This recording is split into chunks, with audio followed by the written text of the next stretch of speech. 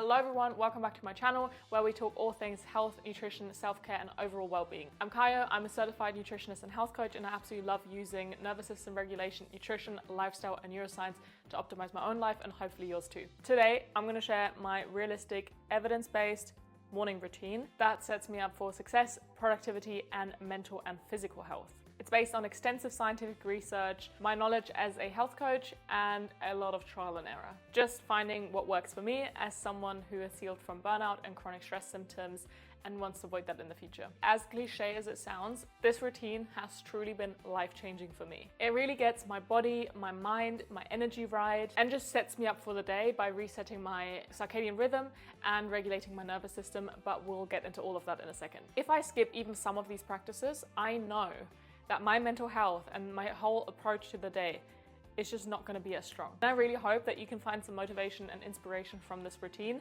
by learning some of the science behind it. But remember, everyone's different. What might work for me may not work for you and vice versa, which is why I'm going to give you a more general framework at the end of this video where you can plug in whatever works for you and your circumstances. But let's jump into this awesome routine. Oh, and all the products that I'm using and all the sources I'm basing this on, I'm going to link below. So the first portion of this video is going to be the science behind it, because I just think it's so important to understand certain processes and just what's going on behind the scenes in order to stick with things, but also just get the motivation to give your body what it really needs. But if you do want to skip to the actual routine, then I'll leave the timestamps below. Every morning, your brain sends a message to your adrenal glands to start producing a hormone called cortisol. It's often called the stress hormone, but really it also helps you transitioning from sleepy into I'm ready for the day mode. So this process is actually triggered by light. As soon as light enters your eyes in the morning, your brain gets a signal to kickstart cortisol production. And this is also why I recommend sleeping in the complete dark, because any kind of source of light, whether that's a tiny little light in the hallway or when you go to the toilet in the bathroom, is having the same effect on your cortisol levels. So always try to minimize or completely eliminate any source of light until you're fully ready to get up. And that cortisol spike, which usually takes up to 30 minutes to be at its peak, really helps your body signaling that it's time to get up. It's helping you feel alert, it reduces inflammation and just gives you a boost of energy, which obviously is a very good thing. And I see a lot of people, including myself, talking about how to lower cortisol, which is important if you're suffering from chronic stress and you're constantly running off stress hormones. But it's also really important to remember that cortisol is essential for us to get up in the morning. So we really need it, and it's technically a very good thing. So where the problem arises is when that process is out of whack or doesn't happen. So for example, if your cortisol stays low or spikes too high, then you might feel anxious, in pain, or like you need a ton of caffeine just to function. So if you're crashing during the day or you feel still tired and groggy no matter how much sleep you got, your cortisol probably isn't rising the way it should. During this whole waking up window, our brainwaves also transition from delta to theta, alpha, and finally into beta, when we're more awake and alert.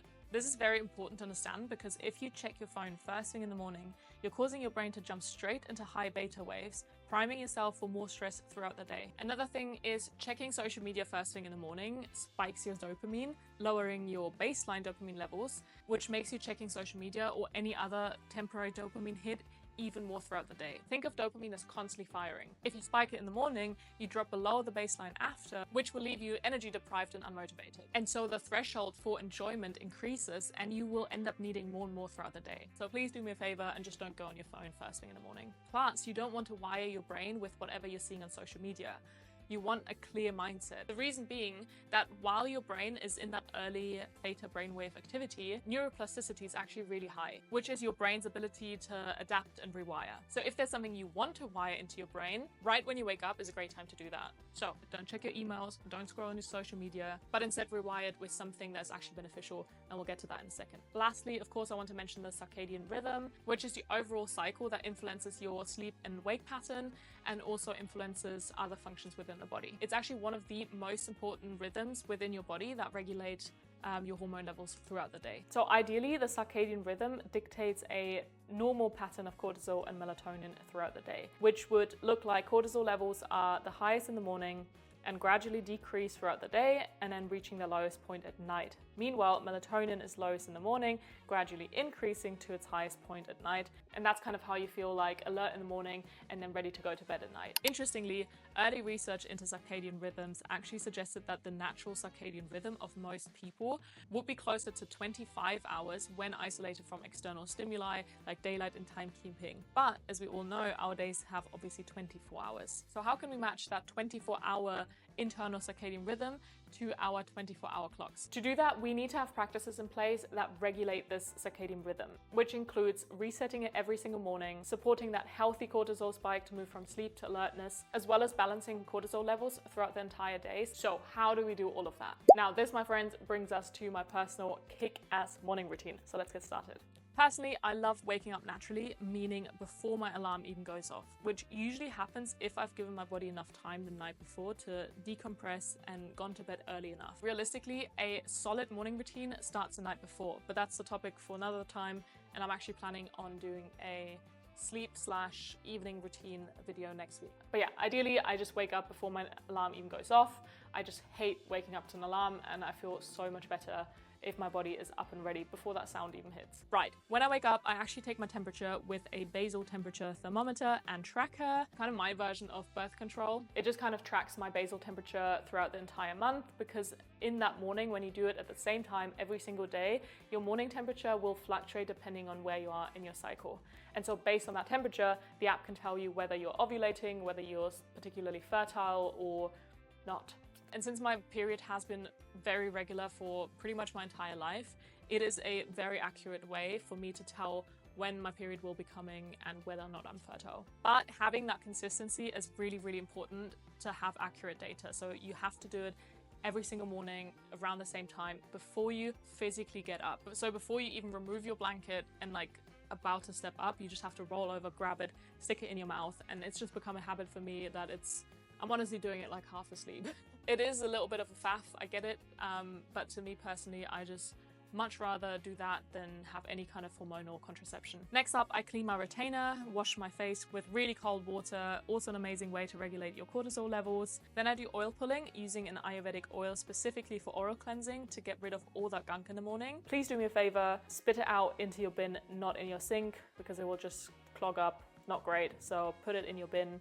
And then I rinse and use a tongue scraper. Tongue scraping is also an Ayurvedic practice that involves removing that film of gunk from the top of your tongue every day. I literally don't feel like my mouth is properly clean until I've done that. Before having breakfast, I also brush my hair, usually put it up out of my face, do my 5-minute journal, writing down a few things I'm grateful for, and setting an intention while doing my oil pulling. So ideally the oil pulling lasts a good 5 minutes or so while I do all that. Then I make the bed.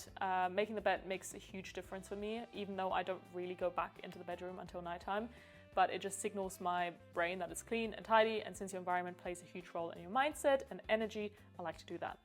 Clean space equals a clean mind and all that. While I'm in the kitchen making breakfast and a cup of tea, I play positive affirmations. I've been doing positive affirmations regularly for over 2 years now, and let me tell you, it changes your entire mindset and outlook on life.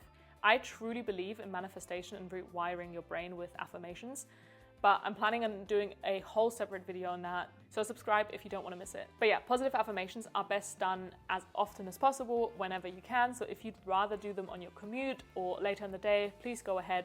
It's still better than not doing them at all. However, personally, I just like to get them done in the morning because evidence actually suggests that when we have increased theta and alpha brainwave activity, as I explained earlier, we also have increased neuroplasticity, meaning we have that enhanced ability to learn, remember things, and reprogram our subconscious mind. And as I explained earlier, theta and alpha are high right when you wake up. So ideally, you want to do your positive affirmations right then and there. I have my favorite positive affirmation podcast linked below, or I would sometimes listen to my own affirmations, record them myself.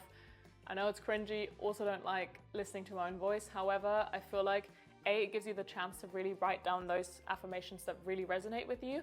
And then B, by having your own voice, I think they're almost even more powerful because it really replicates your own thoughts because it's your own voice. And all my one-on-one clients actually get their own personalized positive affirmation recordings that I completely customize to what they need in that moment, what resonates with them as part of my coaching package. If you are interested in one-on-one coaching, I actually have a couple of spots left still.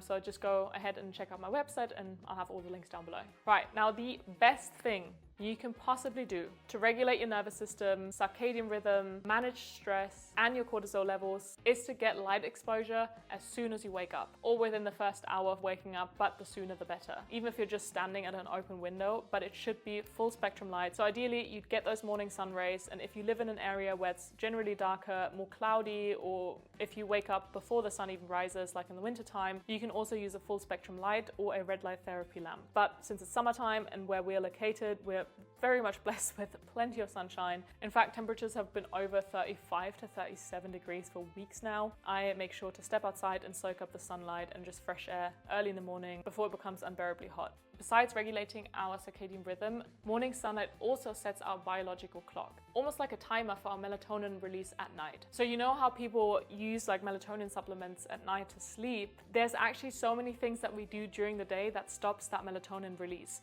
like scrolling through social media and using your phone and screens at night, or not getting that early sunlight, which resets a timer for us. So getting that early sunlight exposure really helps increase melatonin production, ensuring that you can actually fall asleep at night. And as we all know, morning sunlight is also crucial for vitamin D. Vitamin D plays a huge role in health, from our mental health to skin health to hormones. It enhances serotonin activity, which alleviates stress and anxiety, and is just fantastic for balancing your mood. And on top of that, sunlight in the morning boosts dopamine levels. So yes, overall, sunlight is just absolutely essential. I usually enjoy my breakfast and tea outside, subscribe for some hormone balancing and mood boosting recipes, especially for breakfast because it's such an important meal of the day. But I also take my supplements, do my morning pages, and I've also recently challenged myself to draw one thing every single day. I used to love drawing, but as I got older and my job became more computer-based, I just kind of stopped. And if I did ever draw, it was always on my iPad, so that's why I decided to reconnect with my inner child by just drawing something daily on paper with an actual pen. It could be as simple as a heart, or just a scribble or doodle if I'm short in time, or as elaborate as a giraffe or zebra sitting in a bathtub, you know, as you do. I've really been enjoying it. It just gives me a sense of determination doing something every single day without taking too much time. It also gets my creative juices flowing, and it's just been very nourishing for my soul. Now, next up is movement. We all know how important exercise is. However, I personally prefer not to do full-blown workout in the morning. I find that I'm already productive in the morning as it is, so I just rather use that time to get some work done and then spend my 30 to 90 minutes, however long, exercising, and leave the workout for pick-me-up and kind of like a mood boost later in the day.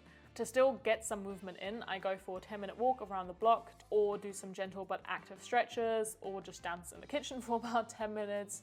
All of that is still considered exercise and perfectly fine if you opt for something more low impact when you're short on time. Just make sure that you get some kind of movement in every single morning. This kind of like brief exercise and movement in the morning also just gets the blood flowing to your brain, providing oxygens and all the nutrients to your cells that you need, really just setting you up for a good day. After my quick movement session, I'm usually pumped and ready for my day and for my clients. Sometimes I'll do my makeup, but more often than not, I don't. Simply brush my teeth, apply my skincare, and get to work. Usually that's around 8:30 or 9-ish, and I try to deep focus on my work until about 12 or 12:30-ish. During that first work session, I really try and focus on something difficult, like a difficult task. Doing something difficult early in the day really boosts motivation and dopamine, where we just feel so accomplished and motivated to keep going. And in case you haven't noticed, I actually haven't looked at my phone until I start work. So during this entire morning, I haven't touched my phone. Actually, not entirely true. I did play my positive affirmations from my phone, but I have them downloaded on my Spotify, so I don't need to go into Wi-Fi mode or switch off airplane mode. So I can do that without getting disturbed and without looking at my phone for very long. And then I just put my phone away again until I start work. And even then, I still put my phone into do not disturb mode before I switch off the airplane mode. Because honestly, nothing gives me more anxiety than having all those like notifications, like pop-up messages coming through. So once all the messages and notifications have come through, I just quickly check if anything is important or urgent. But honestly, the rest I kind of save for later on, especially social media. I do not check until I take a short break later on, or until I've already completed some work, just to keep that momentum going and not get distracted right off the bat. And that's it for my morning routine and healthy habits that I do. I did promise you that I will give you a more general framework, so let me show you what that looks like. So in more general terms, so that you can pick and choose what works best for you, these are kind of the 8 pointers to guide you to a great start to the day, and you just pick and choose what works best for you. Number 1, hydrate. Number 2, freshen up. then I incorporate the 3 M's in some way. The 3 M's are mindfulness, movement, and mindset. Then setting up your environment. Then we want to get in morning sunlight or full spectrum light. Number 6 is fuel your body right. You want blood sugar and hormone balancing, high protein meals every single time, but especially for breakfast. Number 7 is get your brain cells going. Do one difficult task, get some work done, do something challenging, read a stimulating book, whatever that is for you. And lastly, limit your phone use. And trust me, do these things every single day for a month. You will become a whole new person. This will quite literally transform you, your brain, your mind, your body, everything. You heard it here first. I appreciate, and of course I'm going to give you the disclaimer, I don't do every single one of these things every day, but I will try my best to do the majority of things, if not all of them, on as many days as possible, because for me it just really is life-changing. So this morning routine really helps you to regulate your nervous system, to have your energy levels balanced, and to keep your mental health in check. At least for me, that's the case. And I would love to hear some non-negotiables for yourself. So please comment them below, and don't forget to hit that like button if you found this helpful. Subscribe for more. And yeah, thank you so much for watching. I have everything linked down below as always, and I'll see you next week for another video. Thank you. Bye.